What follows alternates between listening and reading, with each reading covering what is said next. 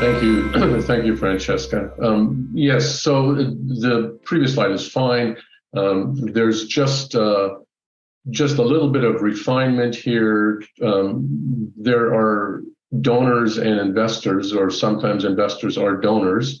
Ultimately, the center of this is two things: a fund of funds that would invest in local funds, local investment funds, and also co-invest with those local investment funds directly into companies.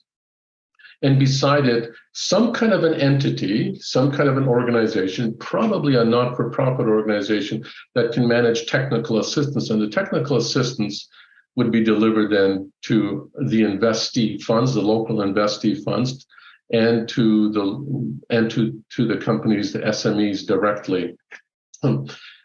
At the top, there are some who would by design donate their resources to a not-for-profit organization, and that not-for-profit organization would both manage the technical assistance and if there are donors who desire this, to also invest capital into the fund of funds.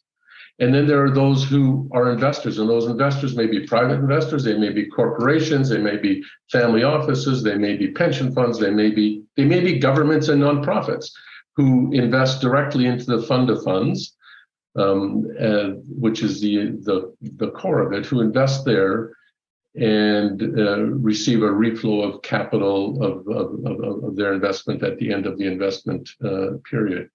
That whole structure is then managed by a general partner or a management company. The fund of funds is generally structured as a limited partnership, perhaps in Luxembourg, perhaps in UK, perhaps in North America. There are different reasons to structure it in different places. They're all generally similar, but it's structured as a limited partnership generally. And the management company is then known as the general partner and ends up managing that investment fund.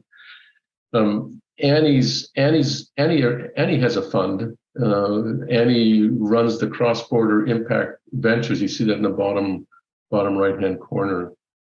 Annie has created the Cross-Border Impact Ventures company that manages the Women's and Children's Health Technology Fund. And that would be an example of a fund that this fund of funds could invest in, and other local funds, all focused on women's health and empowerment. And I believe Joanne, correct me if I'm wrong, but I believe WEN stands for Women's Health and Empowerment Network.